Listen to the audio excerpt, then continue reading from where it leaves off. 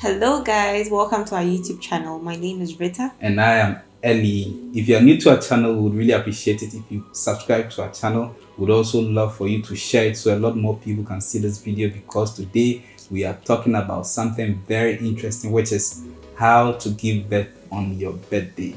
So our son was born on the 22nd of July, which happened to be Rita's birthday.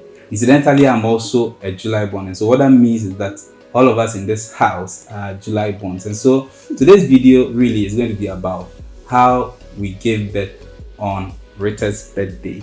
Stay tuned. When we return, it is story time.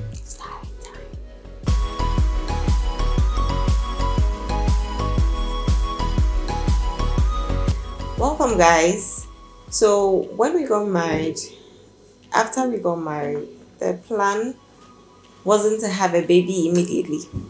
But 2 months afterwards, we realized that we were expecting. Yeah. So when we did our first scan, it became obvious that the estimated due date was in the first week of August. Now, in these things, there's always room for plus or minus 2 weeks, which means that the baby could arrive either 2 weeks earlier or 2 weeks later. Because we are both July borns, we began nurturing the desire that the baby would arrive in July, so that we would all be July borns, right? So after a while, that desire moved on to a much more specific date, which was to have the baby come on either of our birthdays. But of course, it was a long shot from my birthday. So Rita's birthday, which was on the 22nd, began the day we hoped that the baby will come. So I wanted to share my birthday with my first child. And that was when Ellie came in and told me an interesting story. Yeah. So I told Rita that, look, if this is what you really want, just speak it into being. Yeah. Because I'd seen it before. My very first niece, Anichi, was born on the 25th December, Christmas Day, which also happens to be my mom's birthday.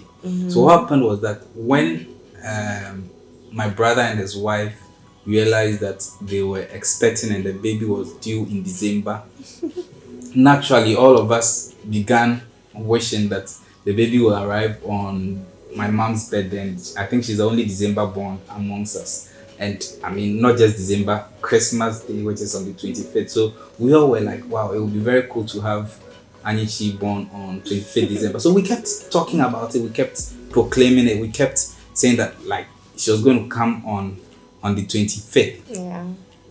Lo and behold, Anichi arrived at the late hours of the 25th of December. So for us, it was like, look, if you really want something, all you need to do is to speak into it. Yeah. And naturally, the universe aligns things to fit your desire. So I was like, look, we can apply the same principle in our lives and it will work.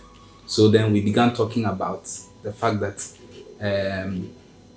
our baby was going to arrive on Rita's birthday. And indeed, when we had decided on his first name, Rita went ahead to mention the name that is usually attached to the date, which is Kofi.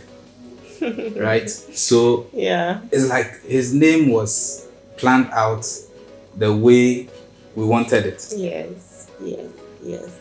I mean, the Bible clearly says that the power of life and death lies in the power of the tongue. Life and death. Life in the power of the tongue. Yeah. The Bible clearly says that life and death lies in the power of the tongue. So say it till you see it. Yeah. That is what I would say. Keep declaring it till it manifests in your life. So it was quite interesting. On the 22nd July, really, we were due for antenatal. Yeah, antenatal appointment. Yeah. And Rita did something quite interesting.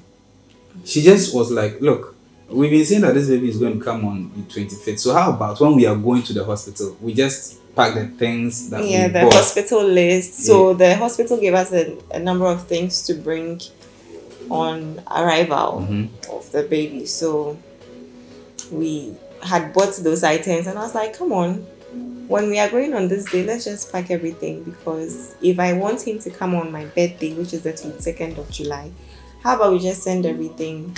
Yeah. And prior to that, she had been experiencing some pains. So we were like, we just couldn't wait to see the midwife. And so I remember when she saw the midwife and described the pain she was feeling to her, she was like, "You're in labor, go to the labor ward." By this time, she was still strong, walking around. And indeed, she was picking up calls and, taking birthday wishes and all of that.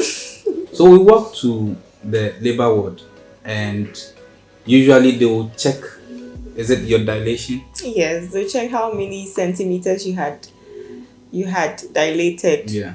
But she looked too strong, and there were other women who were in labor, like they were in pain. So they asked us to go and sit somewhere because obviously our issue didn't look like an I had to emergency. sit for about 45 minutes. Yeah. In fact, at a point I got up to go and look around. So I was just walking around. So even when she came to look for me, even when the nurse came to look for me, she didn't find me where she asked me to sit. And later she saw me, she was like, I've been looking for you. And I said, oh, I'm here. Are you ready for me? Then she said, yes. So they put me down on their stretcher. Whatever. Yes. And she started to check my dilation, and she kept checking and realized that I had already gone five centimeters. That's quite surprising, right? I mean, Yes. to be walking about Yes, when you're dilated 5 centimeters. yes.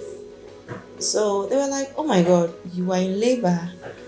That is when it dawned on me. Yes. I was like, God, this is happening. So the nurse herself was shocked because, I mean, no sign of anything. So right after that, we were checked into the room, a labor ward, and that then was it all everything. began. That is another story for another day. it all began. So by this time, she was still replying text messages, and I was going about. I mean, I have to say thank you. Yeah. Happy birthday, thank you. I was going about the hospital, paying stuff and doing all of that. So as the final hours, got closer, the pain increased. Yes. And now yes. all of that birthday celebration Everything cleared from your eyes. Now it was just pains and and what? Agony. Yes. Wailing. Yeah. Yes. So basically for us, the way to give birth on your birthday is to speak into being what you want to see. And it's not only for giving birth, for everything in general. Yeah. Like I was saying, I'd seen it happen with my elder brother's daughter, Anichi, who is my sweet little niece. Yeah. And it's happened in our own lives as well. And so for me, it just tells me that, look, if you want something, the universe listens, God listens. And so just speak it. If you are looking for a job, speak it into your life. If you are looking to settle down with a good person, speak it into your life. If you are looking for money, speak it into your life.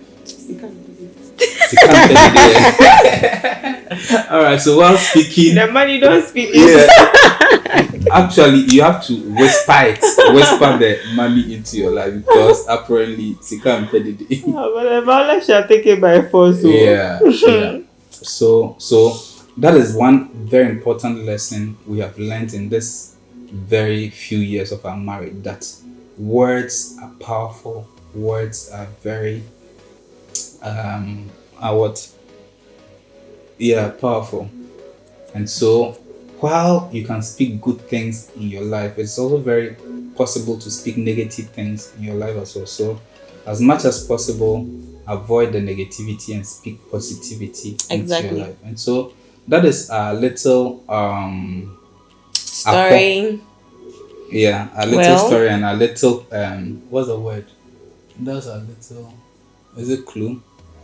A little formula is the word I'm looking for. That's a little formula in giving birth on your birthday. So we hope you enjoyed our story. The rest of the pregnancy and delivery videos will be for later.